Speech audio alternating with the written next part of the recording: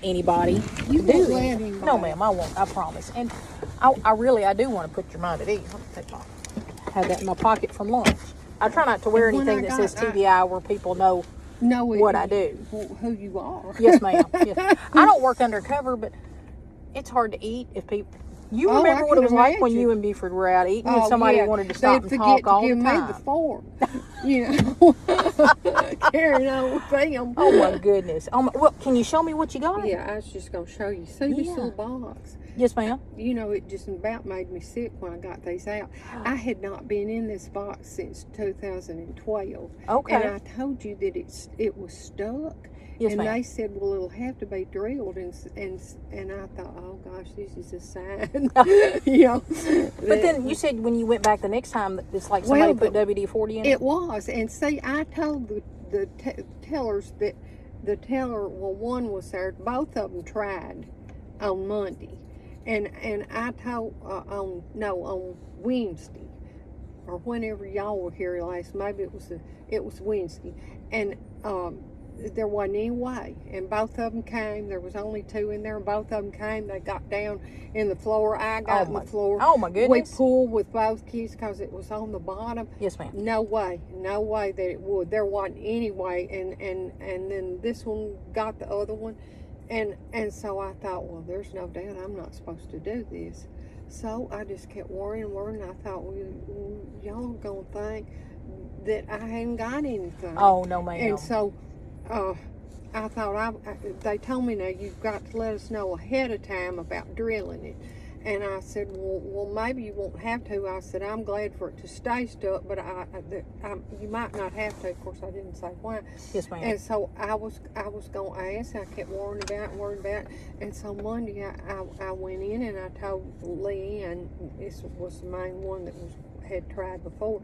And I said, Leanne, I don't believe there's anything wrong with that lock because both keys turned. I said, I think it's just stuck. And she said, oh, I don't think so. You better talk to her, whoever the head of the bank was, yes, lady. So I told her, and she said, I said, it needs a knife and some WD-40 in it. And she said, well, let me see what you're talking about. So I took her in there. She took the key. It just opened right up. It like it wasn't a thing wrong. So when I came out, I said, Lynn, can you believe that? And she said, is that a sign, you think, that maybe you were supposed to get in there? I don't know. It's so strange. Goodness. Well, can I see your pretty jewelry? You won't get those. No, it's okay. No, they're not pretty. I didn't remember how ugly they were. When he went to England, right here, look to Ann, he could have at least said best wishes. Yeah, and he signed his. Know me. Goodness gracious. And he brought this. 12/23 of 73. And he brought wow. this to me, and he's in this box and said it was from an antique jewelry store. And he said, "Now this is not cheap. Well, it looks pretty bad now, but he said this is from this antique, where this antique place is right here." That is what stone is that a? I don't know.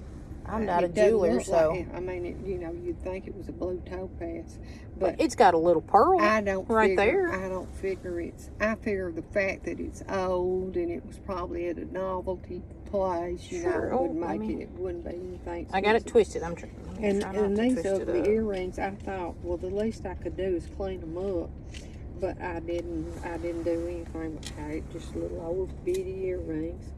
And this is the ring. And really, this looks better than any of them. That they said that they had that the jeweler told me that it had been replaced with half-cut stones. I knew that it didn't look right. Some of these, I had it repronged. I had to have a one of the prongs was up. Yes, ma'am. And when I got it back, I knew it didn't look that good. And he said that they had replaced this was keepsake diamonds, and he was supposed to have bought it at in Corinth. I don't know if it was weights or littles. Okay. But it was supposed to be a good ring. Now this is the one that I don't know. You don't know what? I don't know the background. Oh, okay. It's mysterious. Is this the dinner ring This that you is told the us? platinum ring. Yeah. Okay. And anyway, goodness, I that is wore so it till pretty. it's worn too, but Oh, I see that at the bottom yeah, there. I wore it all the time. But anyway, when I got this, he told me, he said, So pretty. he said this was a ring worn by a rich old lady. And so, I wonder what that means.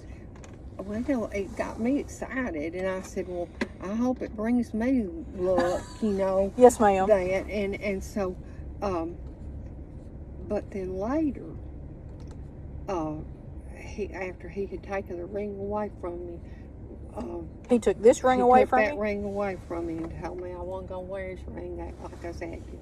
And anyway, he took that ring away from me, and it was like, well, it was less than a year After you'd had it that he took it away from you? And I told him, I said, you give me that ring back. I said, I've earned that ring, and he thought that was the funniest thing he had ever heard. Did he give it back to you? Yes, and he thought that was hilarious. He said, I spake you've earned that. Oh my goodness. And he gave it back to me, and at that time, I questioned him again about where it came from. Right. And at that time, he told me he had bought it, he had traded guns with Fred Robertson. Okay. Well, see, then later, I was in a first leadership class here, and so was Fred's wife.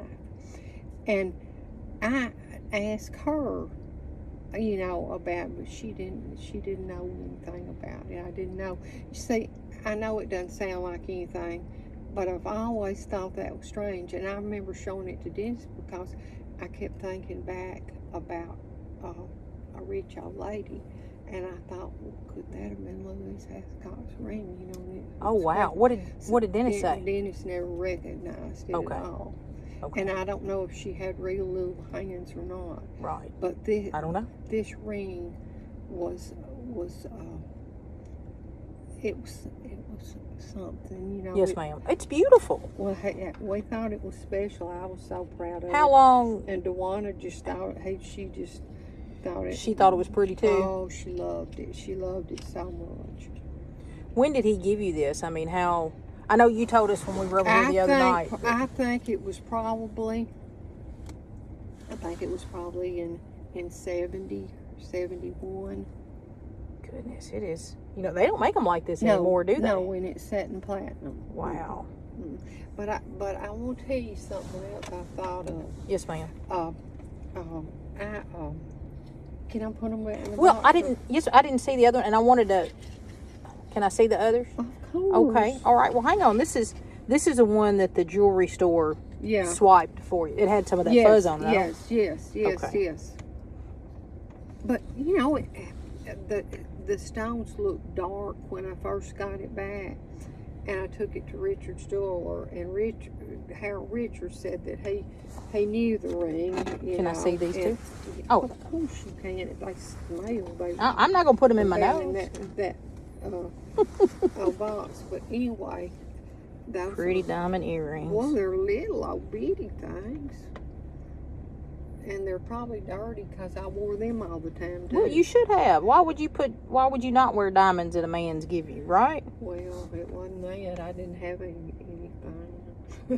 Yeah. Well, let me ask you Melanie couldn't be here today. She's on vacation. She took her kids to Florida. Oh, she did. She did, but she wanted to see the jewelry too. Is it okay if I take a picture of them to show her? Yes, it is. Okay, all right. Well, I wanted to just ask your permission because it's your stuff. Well, so you're so nice. You don't know how much I appreciate how nice y'all are. Well, there's no reason not to be nice. So sweet. Well, thank you. Will you help me do this? Will you hold them, hold the earrings like that for me, and I'll take a picture? Ugly hands. I hate. They're not ugly. No, they're not. Look, I'm going to use this phone right here. They're horrible. They are not. One of them, I believe those are cheap because look, one of them looks bigger than the other. I didn't think they were the same size. But No, I bet you I've done no. Maybe I've got up the wrong thing. They were in the console of my car for years, and I bet This one looks bigger. It may not even be the right diameter. Well, here, you can put those back in the box. We won't get those mixed up. Right. Okay. And then, do you want to put that on your finger, or maybe just put it on like that right there? Or I can, let me just, is it okay if I do this? Okay. You do it. Alrighty. You know, this is it's like opening up Pandora's box. I know. So you were telling me that it made you think of something. Yes, it made me think of something. You know when y'all were asking me of people that he might have gone with, like, before I knew him? Yes, ma'am. Okay. There was a lady, a woman named NmaS Shelton. NmaS Shelton. Okay. Have you ever heard that? I hadn't, but is she from around here? Yeah, she was. She died, though. Okay. But she lived down close to Rose Creek. Down there close to Rose Creek. Okay. And she had been a waitress before she worked for the police department. She dispatched in later years. At Selmer? She dispatched at Selmer? Okay. Later. But she and Barbara were real good friends. Big Star. Oh, Big Star. Yeah. When you said Barbara, I'm like, okay, wait. I know she had a nickname. Yeah. Big Star. Well, they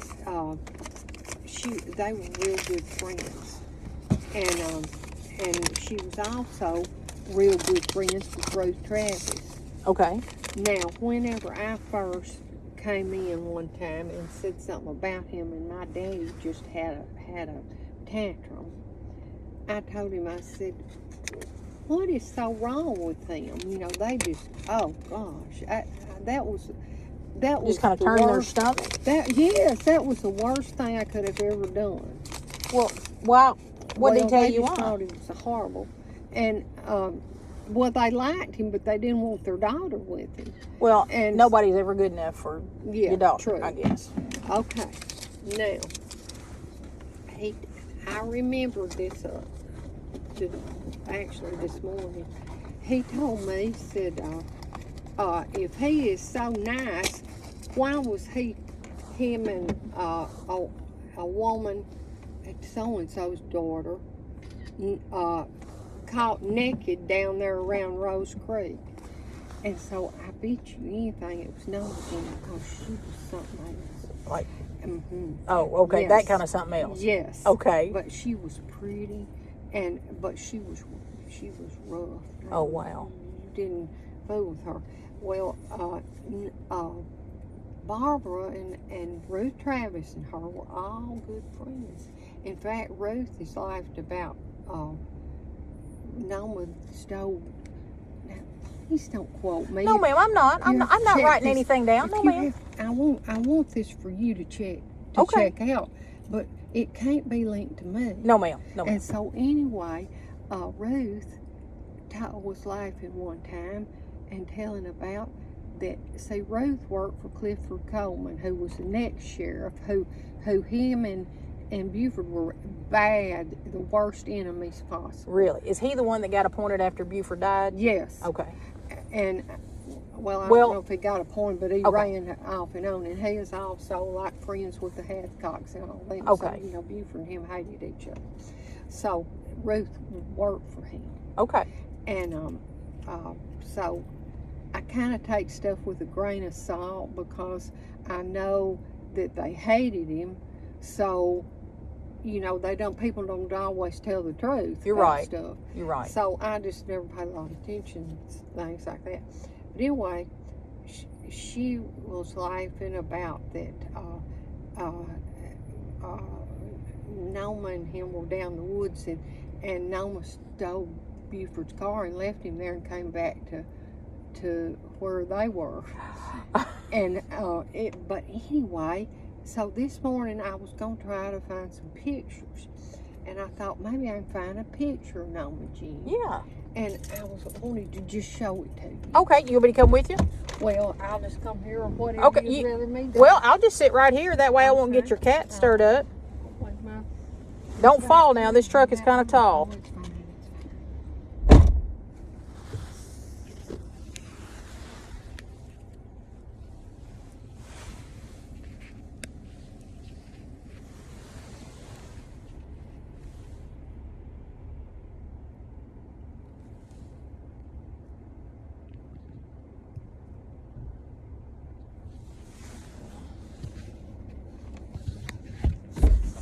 anyway, so this morning when I was hunting, trying to find you a picture, and this is all I can look with. It's and I wasn't even thinking about it. But anyway, this is Noma Jean right here. She's made it here, and this is a funny story too, but it's not funny. It shows typical Selma. That man, that's at a board meeting. This man right here? This man right here. Oh, he looks mad too, doesn't he? Oh, that's a mad meeting, and when I tell you what happened, I didn't know if you had any names written on the back of it or not. No, I don't, but I can tell you all about it. This is Louis Jernigan. He owned the Piggly Wiggly store that was right up here at the North Y. Okay. Okay, then in the center of the Y, there's a little convenience store, and there wasn't anything there then. Well, Big Star and Noma got off at 12 o'clock. She dispatched. Big Star and Noma and whoever police they were doing with, I think Big Star was doing with W.T. Yarborough, the black guy. Okay. I'm going to take a picture of this. I remember who you telling me his who, okay? Okay. And anyway, she got off at 12, and so they were supposedly up there in the parking lot in this little Y convenience store with, I guess, they're with the police. And Piggly Wiggly was right there on the right where Jesus Cares has got a thrift shop. Okay. Okay. Somebody, our repeater station was Circle Hill Drive, which is that road that runs right beside where that little convenience store is in the Y. Somebody had either unplugged it or cut the wires. They robbed Lewis's Piggly Wiggly with them sitting there, and it's like maybe RFD. Oh, yeah. And hauled the whole safe out the door. Oh, wow. So While he was here, right at this meeting? No. Oh, I no, misunderstood. this is why he's at the meeting. Oh, okay. I got you. Okay. This is why he's at the meeting. And he's still ill, it looks like. Yeah, man, well, who wouldn't have been? Oh, I know. That's right. And then he knew that he had heard that they were over there. But anyway, apparently when they did the wires or unplugged it or whatever they did, the alarm didn't go off to the police, or either the fact that they were with them, Big Star and this and Yes. and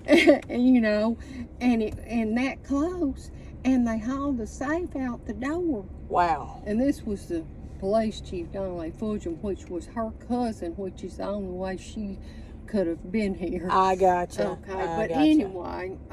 Are these other two people involved in that at all, or they just happen to be? No, this is Bill Rickman, and he was the uncle of Roger Rickman, the investigator. Yeah. And he was later he was a street and sanitation man, but at that time most of the time all the men were crazy about her, and he would come and just sit there nearly till she got off like an old dog, or just she dispatched sitting at her feet. Yeah. But anyway, Who's this woman that's that's me. That's you. That I see it now. Oh no, I do too. You have the same nose I though. don't look any kid. Look how pretty you are. Oh no, honey. But what were you doing at the meeting?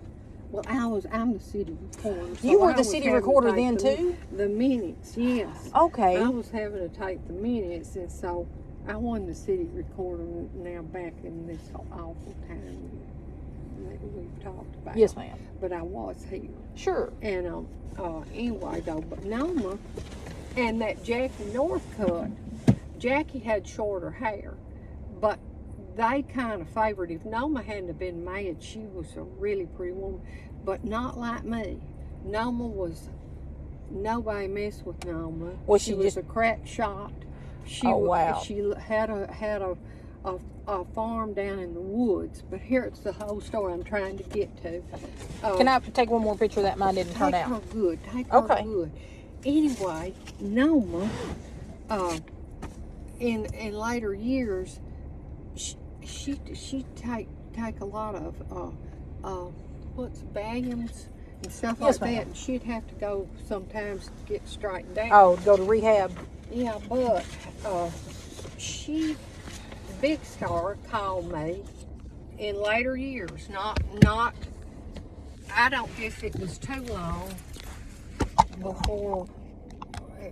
I think she was already in the nursing home, and she called me and she said, "Ann," she said, "you're not gonna believe this," but she said, "Noma told me word for word the very same thing that happened to us." And you mean him, where yes. he wanted to talk to you so bad, and the night you clotheslined yourself, right? Well, yes. And I said, she said, identically. And she said, "What do you think?" I said, "I think she's lying, Barbara." I said, "You know good and well that nothing like that couldn't have happened to anybody else." And she said, "Ann, I'm telling you, it was word for word the exact same that happened to us." Did it happen the same night or a different night? night? Yes, all of it, identical, all of it. How would she have known about it, though? I mean, if you're going to make up a story, what are the chances of you making up exactly the same thing that happened to y'all? I don't know, but it just made me plumb mad, and I said, "Barbara, there's not a way in the world that has happened to her." I said, "That could not happen to two people." Right. She said, I said, "Don't ever say that again. Don't ever tell that again." Because I just thought, well, this will spread this lie, Right. you know. Right. Don't ever do this again. But after I looked at this and I got to thinking about it, it rekindled that even though I never told her so. Yes, ma'am. And I think, you know, Noma died, but Noma had a daughter that was really kin to her, but that she adopted, and her name was Renee, and I don't know her last name, but Ruth Travis would know her last name. And Miss Ruth is still living? Oh, yes. Is she still here in Selmer? No, she lives at Eastview. Okay.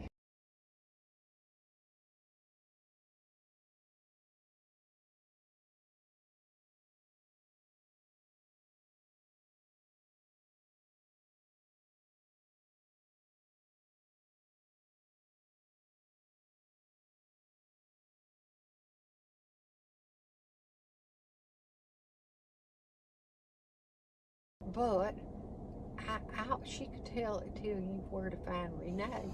Renee dispatched, and of course, Noma was a shyster, and I can see her in Buford, but she didn't mess with people that she couldn't get money, and you know, she was the real thing. You think Buford gave her money? Don't know. I don't. I doubt it. The way you're describing her, y'all are two completely different personalities. Completely different personality. Yeah. And I think that's probably what he meant when he said that no matter where he went, that he knew that somebody really loved him, because he would tell me, I would ask him about these women, and he'd do this. I don't want you to get hot. And he'd do this, meaning they were after, you know, you gotta pay them, you know, that kind of thing. And you weren't like that. Oh my God. No, so wow. No, I you know, I'm the one that pays him. You were kind of home base for him. Yeah. Is what it sounds like to me. But anyway, I just thought, well, you know, what if that could have been true? You know, it just made me mad. But now that everything's looking like it's looking, and I'm feeling stupid, I think, be interested to know what Renee said about that. But Renee was raised by her. Right. So she's not going to be straight. But she dispatched somewhere, and I don't know if it was at Jackson or around Jackson, and lightning was supposed to hit the equipment, and she had a big lawsuit. Oh wow. But see, that's like Noma. See, Noma could get blood out of a turnip. Oh my goodness. Know, I mean, that is and different. You think Renee now, Big might Star know has something? A different heart from Noma. You think Renee might know something? Know. I mean, I don't know if you could believe it if you did, but wouldn't it be something? It would. Wouldn't it be something if that was true, that he did go to more than one house doing that, trying to take them with him? Well, you think he did that because you told him? I mean, you went back in the house and wouldn't come back out. Oh, no, I don't think. Oh, Right, I he don't know went if to he know- went there first or later, or if he did. Right, Or right. if she's was something else. She always, sounds like she had an agenda on everything she did. On everything. So you don't. Who knows? Goodness. Who knows? But I did think of that. And another thing I thought of, W.O. Heathcote was running the White Iris, or maybe he owned it. I don't know. The White Iris was across from the Shamrock, and it burned. Of course, there's not a doubt about that Buford burned it. Right. And Gillis, there's a big old ditch, and that big old ditch ran right up next to that house. I remember you telling us that there was a ditch over there. Yeah, it's a big ditch still, but the man that owned the house then filled all that in and made that ditch go way on further. Gotcha. This big ditch came all the way up there. Well, the driveway to the old house, it was a concrete driveway, and it kind of flared out at the bottom, and it was right straight in front of that over there anyway.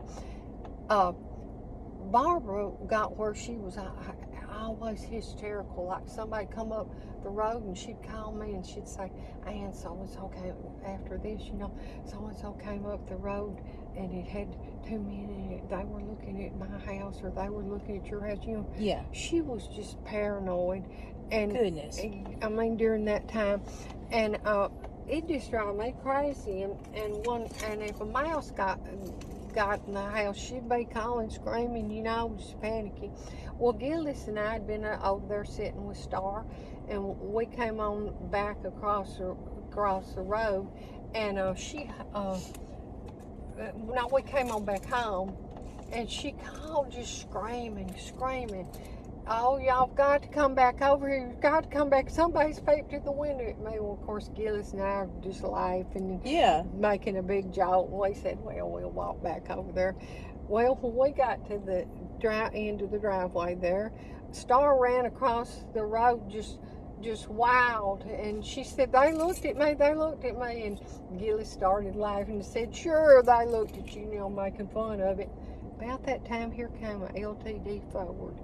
It was a new one, and it must have had an engine in it like an airplane, and it was absolutely rattling the ground, and it had a whole bunch of men in it, just a whole bunch of men.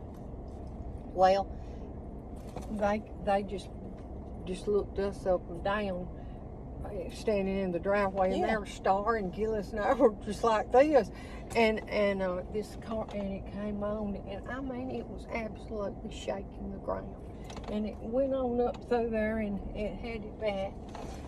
It sounded like a train, and so then there was just like one or two police on duty. So when Gillis left, and he went out to about where the South Y was, where this police was sitting, and he asked him, said, do you have any idea who that was or what that was? And the policeman said, we didn't even attempt to catch that car. Said when it came back, it came from south, and when it went back, said it was going so fast, said coming through here, it was just like a streak of lightning. Goodness. Well, I got back in the house. We went back home, we didn't know what to think. Did you kind of believe Big Star then that somebody had peeped in her window? Well, we didn't have sense enough to know what to think, and I got back home, and it was him on the phone. Buford was on the phone? Yeah, he'd go back down to the courthouse and call, Well, he was on the phone, and he said, you knew that was me. You knew that was me down in that ditch. He said, you knew that was me. No, I didn't. Of course, see what it was. He had burnt that white. Of course, he never would tell me nothing he did. Yeah. But he had burnt the White Iris, is what he'd done. And that was all that bunch of state line bunch. And the scary thing is they knew right where to come. So he was down in the ditch when that happened? He was in the ditch yes. he was down in the ditch, and I didn't know it till later. And he said, "You knew I was there." I said, "Why didn't you get rid of him? Why, Gillis?" And he said, "You knew I was in that ditch." He said, "You knew I was down there." No, I didn't. I didn't. Of course I didn't. Well, how could you have seen him? I couldn't have seen him. He'd do unreasonable things like that to me. When do you think this was? What year? Whenever the White Irish burned. Was that before or after Pauline died? Oh, long. Long time after? Yes. Oh, okay. Yes, I'm trying to get a timeline Yeah, in my I know mind when you that are. would have happened. I know you are. Yeah. Unreasonable, sounds like. Oh, and listen, he'd had his car up in the cemetery, and the carport was on the other side of the house. Yes, ma'am. And I'd be out, and I'd come in, wouldn't think a thing was wrong, get out of the car, and he'd jump out from behind the other side of that carport and scare the living daylights out. Well, how could it not? Where are you been? He'd grab a handful of your hair and Oh, my goodness. Where are you been? And I'd say, whatever, you just never knew. And sometimes he'd be just as nice, but he could change like that. And when he'd change, his eyes would be as black as coal. Really? I promise you. I know you're thinking. No, you're I'm not. the biggest fool I ever No, caught. I'm not either, But his Miss Ann. eyes would actually turn. They'd turn black. I know that don't make sense, but in my eyes, his eyes would be black. What did you do when he acted like that? Well, one time was when that awful thing happened that I wouldn't have done for anything. When I had some fingernails. Oh, yes, ma'am. What you told Tom's- us about last Tom's time. dead. And I ran. Well, did he do it again after that, or did that teach him a lesson? Nothing ever taught him a lesson. Everything would be just as good, and he had never apologized. It was like another person came into his body, and his everything about him could change. Wow. But I couldn't say anything. Well, no, ma'am, but you know what? It's a wonder he didn't hurt you worse than he did. see, that's what had me so mixed up. Well, he didn't ever hurt me. Well, pulling your hair, I mean, that hurts. I shouldn't even tell that. But Dennis would always, they hated him so bad. And of course, Gillis, my best friend, hated him. They hated him so bad, and they'd tell lies on him all the time. 90% of the stuff they told was just pure lies on him, because I'd know the truth. But they would tell me that he would kill me. That he's going to kill you. He's going to kill you. Did you ever think that he would? No. Oh, no. Because I'd always, like most beat down fools, I'd always think that it was my fault, that if I hadn't have done this, I shouldn't have done this, and I always had my mouth just like I'm doing now when I ought to shut up. And I always thought it was my fault. Well, I know you know better than that now. People like Buford, there are people in this world that know how to manipulate folks to make them think that it's their fault. I don't think I've really got sense enough to know that. In fact, I felt so guilty and awful after, I was supposed to have been able to sleep good. I felt so guilty, and I thought it was just like he was fixing to jump out. And I want to tell you something. He would always come around through here before he'd go home at night. It didn't matter who he'd been with, where he'd been, nothing.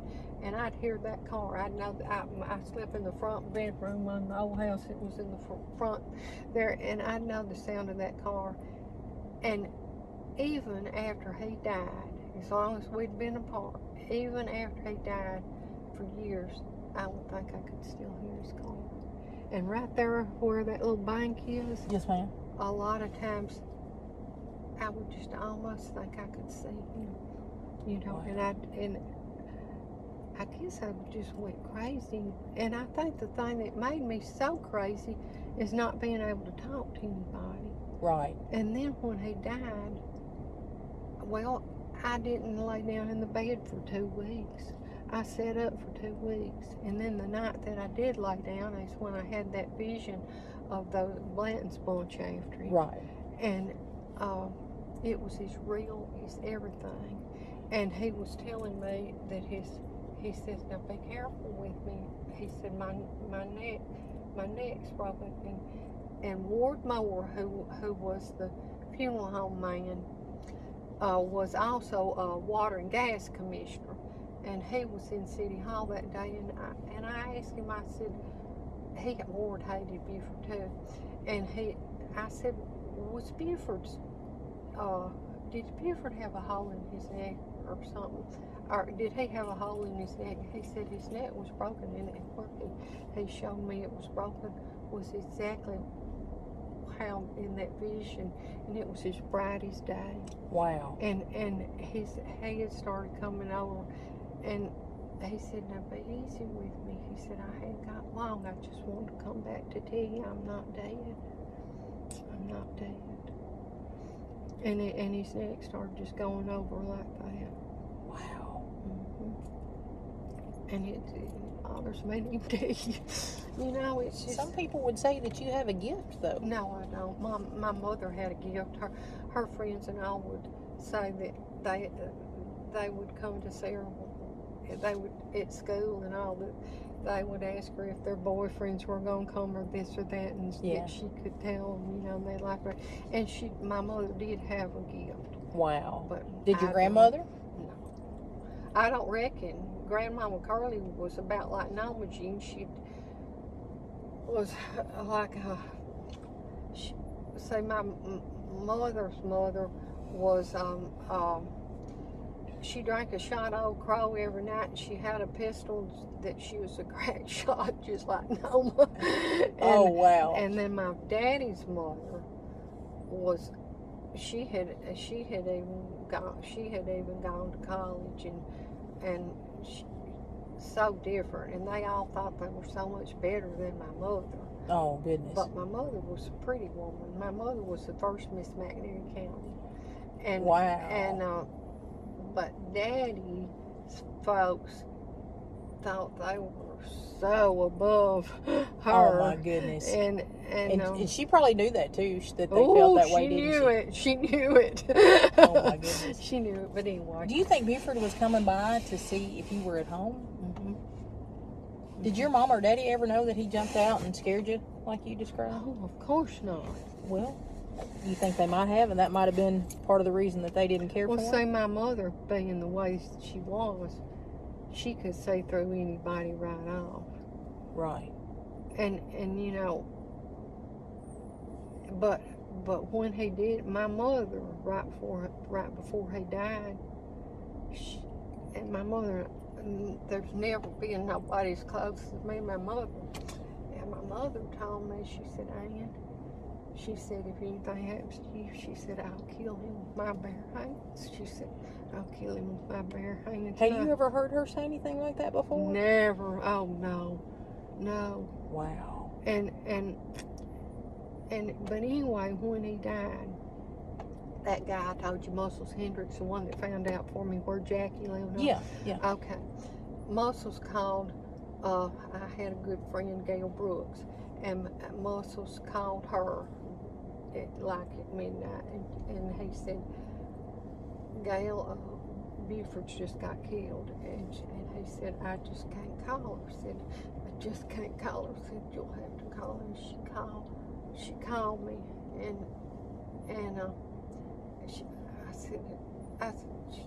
I said, Gail, I got to pray, and I just, hung up and started praying, and anyway, I got up and I went in there where Mother was, and I said, Mother, Buford's got killed in a car wreck, and of course my daddy, he said, I knew something like that happened to him, these automobile cities, all this mess.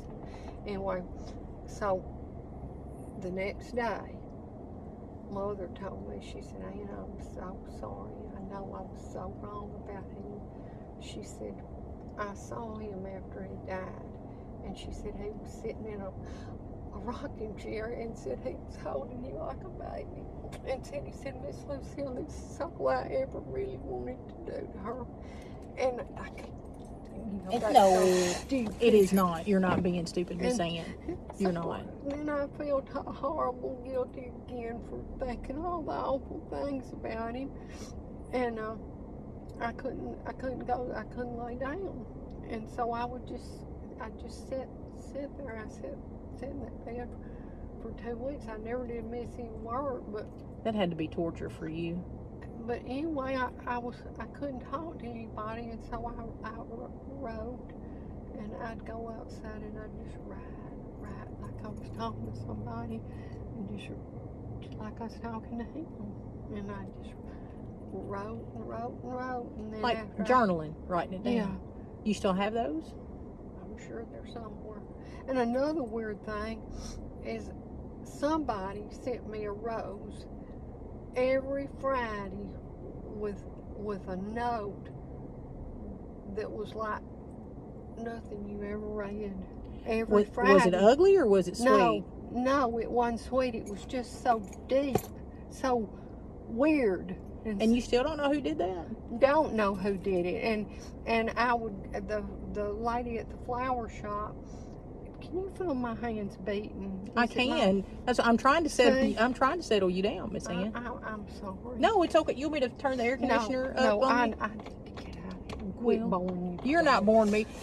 If you find those journals, I'd like to read them if that'd be okay with you. Well, you won't be able to read them, but there's such hand scratching. Oh, I bet I can. My boss has terrible handwriting, and I'm able to read it. It's not anything interesting in it, because even though he was dead and I was writing it, I was still scared to write either the truth or face anything. I mean, it was like I was still whitewashing him. Yes, ma'am. You know, still making him what I wanted him to be, I guess. That's love, Miss Ann. That's what you do for the people that you love.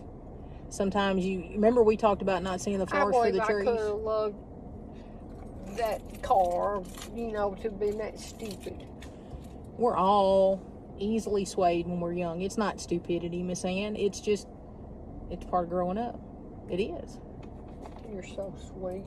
You are so sweet. Thank you. You're welcome. You are too. I really enjoy visiting with you. Oh, thank you for saying that. Well, thank you for coming and meeting me. This would have been a hard conversation to have sitting outside the city hall. I didn't intend to have it. There's something about y'all. That's what I told you, and I didn't mean anything about those men because they were so nice.